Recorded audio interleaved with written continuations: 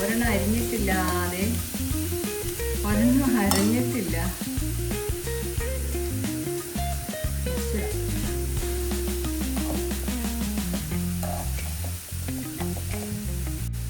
അങ്ങനെ ചോപ്പറിൽ നോക്കിയ നമ്മുടെ ക്യാബേജ് തോരൻ. തോരനിടാൻ ഇനി തേങ്ങ ചെല്ലണല്ലോ. ഇച്ചിരി തേങ്ങയുണ്ട്, അതങ്ങ് ഇടാം. അത് മതി. കറി പൊള്ളിപ്പോയി കുട്ടി.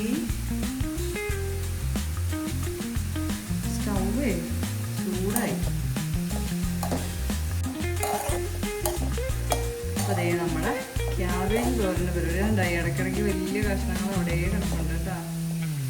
അങ്ങനെ കിടപ്പുണ്ട്. ചൈനക്കാരൊക്കെ വെറുതെ കഴിച്ച് തിന്നുന്ന സാധനമല്ലേ, നമുക്ക് വെറുതെ കഴിച്ച് തിന്നാം.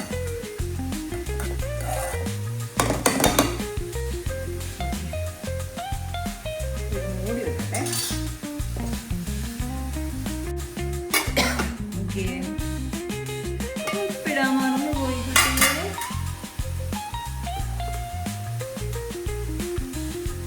ഉപ്പിടാൻ മറന്നുപോയി കുട്ടി. ഉപ്പിട്ടില്ലെങ്കിൽ വെള്ളം ഇറങ്ങി വരില്ല, കരിഞ്ഞു പോകില്ലേ. ഇപ്പോഴോർത്തെ നന്നായി, ഇപ്പോഴെങ്കിലും ഓർത്തത്.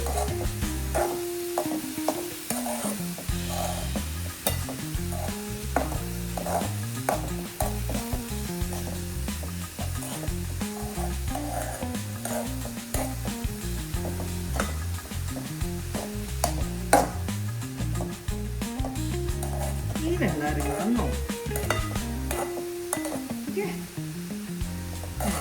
കേട്ടോ, പാത്രമൊക്കെ കഴുകി വെച്ചിട്ട് വരാം.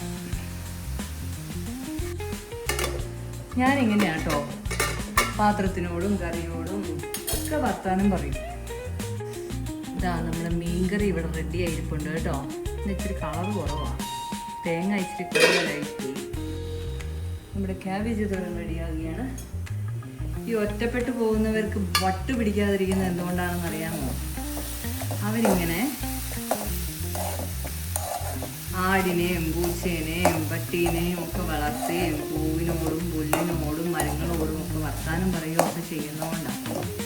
അല്ലെങ്കിൽ അവരൊക്കെ പണ്ടേ ഡിപ്രഷനിലായിപ്പോയി. ഇപ്പോഴത്തെ കുട്ടികളെ ഡിപ്രഷൻ എന്ന് പറയുന്നത് കേട്ടിട്ടാവും.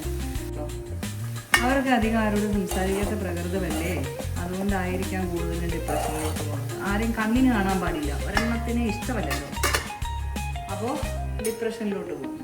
അങ്ങനെ ഇഷ്ടമല്ലാത്തവർ മുറ്റത്തിറങ്ങി നിന്ന് ആ പുല്ലിനോടും പള്ളയോടും കോഴിയോടും പൂച്ചയോടും പട്ടിയോടും ഒക്കെ ഒന്ന് വർത്തമാനം പറയുന്നത് നല്ലതാണ്. കാണുന്നവർ പറയുമായിരിക്കും വട്ടാണ്, പക്ഷേ വട്ട് ഉണ്ടാവാതിരിക്കാനുള്ള സൈക്കോളജിക്കൽ മൂവാണ് ഈ വർത്തമാനം പറച്ചിൽ. ആരും ഇല്ലാത്തവർക്കേ അത് മനസ്സിലാകത്തുള്ളൂ. ആരും ഇല്ലാതെ ഒറ്റപ്പെട്ട് താമസിക്കുന്നവരെ ശ്രദ്ധിച്ചാൽ അറിയാം, അവരിങ്ങനെ വർത്തമാനം പറഞ്ഞു നടക്കും. കറിവേപ്പിലൊക്കെ ഇനി എടുക്കാൻ തോന്നും. എനിക്ക് മടിയാണേ, ഭയങ്കര മടിയ. അതുകൊണ്ട് ഞാനതിലേക്ക് ഇങ്ങനെ ഇട്ടു. കറിവേപ്പില അല്ലേ, മൂടി വെച്ചു. ഇതിന് തീ കുറവാണ്, അതുകൊണ്ട് പതിയെ ആവുള്ളൂ. അപ്പോഴത്തേക്കും റെസ്റ്റ് എടുത്തിട്ട് വരാം. അയ്യോ, ക്യാബേജ് തോരൻ കഴിഞ്ഞു.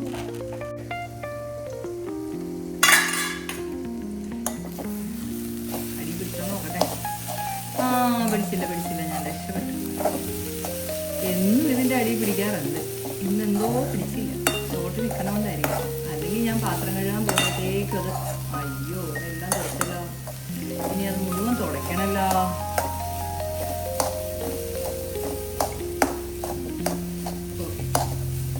ക്യാബേജ് തോരൻ റെഡി.